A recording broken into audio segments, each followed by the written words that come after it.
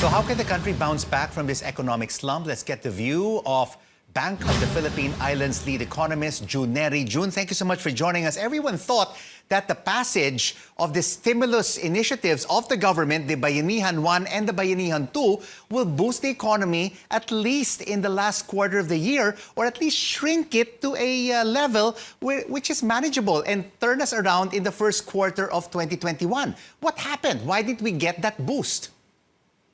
Well, to be fair, Rico, we had the weather. It was quite challenging considering that we had several floods and typhoons. And then, of course, the bills that were also approved in Congress were a little bit conservative. No? They could have approved more aggressive bills that would have provided more funding for a stronger fourth quarter because public construction continued to decline year over year in the fourth quarter. So you're right in that sense that spending was could have been stronger, Right. but to some extent it has been because of the bad weather. But June, is it also possible that the government did not release all the money, the hundreds of billions of pesos that was supposed to be given to the various sectors who were suffering during this pandemic? Or also on the Yes. flip side, it wasn't also used properly? There's also that element, Rico, that not all the funds that were allocated were fully utilized. So, in effect, they want to carry it over to 2021 so they can use it. I mean, it's very challenging because of the protocols. It's not as easy to absorb all of these funds in a situation where you have to be distanced from other people. No? And some protocols are quite strict. Some borders, the local governments, and their checkpoints are also quite strict. So the big question now is, June, will this economic slump continue into this quarter, January to March? Yeah, we're hoping, Rico, that we will start to grow again in the second quarter. It looks like we don't have enough momentum to be able to bring us to growth by this quarter. However, the decline year on year should be even slower. So we saw 17 in the second quarter, 11.5 in the third, 11.4, and then 8.3. Hopefully it will be below 5% by the first quarter of 2021. And this can be possible because you're seeing mobility numbers improve, no? And this is all over the country, not just Metro Manila. Quite significantly because if you remember in October and earlier, July up to October, we were lagging behind in terms of total movement of people, and Google could measure this because of our cell phones. No? Yeah. Luckily, we saw a rebound in late November, and in December, we actually saw more people going to groceries than in January. So we're very hopeful that, January 2020. So that means that we are now starting to see people So consumption move around. is really key, no, to boost this economy in 2021. And there has been a suggestion, June, from the Trade and Industry Department that age restrictions be eased from 10 to 14 years old, no?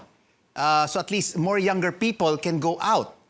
Yes. Will this really boost consumer confidence in the economy?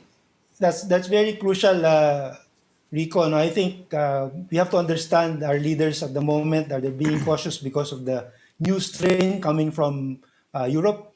But once that is clearly manageable, this plan to allow more children to go out, maybe even be more aggressive in reopening schools, is necessary because we know that our economy is driven by young people. No? The malls are not filled up if families do not go there. And as long as we disallow schools to reopen and they continue to be very strict about the protocols, it's very difficult to see our economy returning to a growth path of 6% every year. And of course, that package from Lois Calderon mentioned that the immunization, the vaccines will be key, no, to really boosting the economy this year. But the ones that have already been approved for EUA, emergency use authorization, like Pfizer and AstraZeneca, will only be arriving sometime later in the second quarter of this year.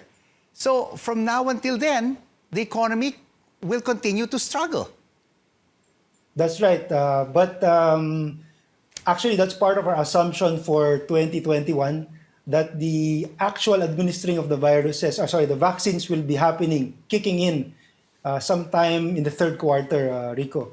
And with this, even with this, we're expecting growth to be anywhere between 6 to 7%. And this is because that's just a partial recovery because we declined by 9.5 last year. To grow by 6.5% this year is only a partial recovery. Full recovery for the Philippines will be coming in 2022 if we are able to avoid any second or third waves or some other hurdle. No? So if you look at other countries, 2021, they're already back to 2019 GDP. yeah, we're seeing graphs right now on our screens, no? But what's important right now for many of our kababayans, June, is basically putting food on the table. Jobs, jobs. Are we seeing some kind of recovery in the employment scenario despite the country being in a recession? Well, again, the mobility numbers are quite encouraging, Rico. Hopefully, this will be sustained. But again, I don't think even if the vaccine comes in the third quarter, things will not really be the same as 2019. And therefore, this is key for the private sector to pour in all the investments that are necessary under this better normal and under this new normal where you're now more reliant on digital, reliant on electronic telecommunications and other things that will make you get along with your business.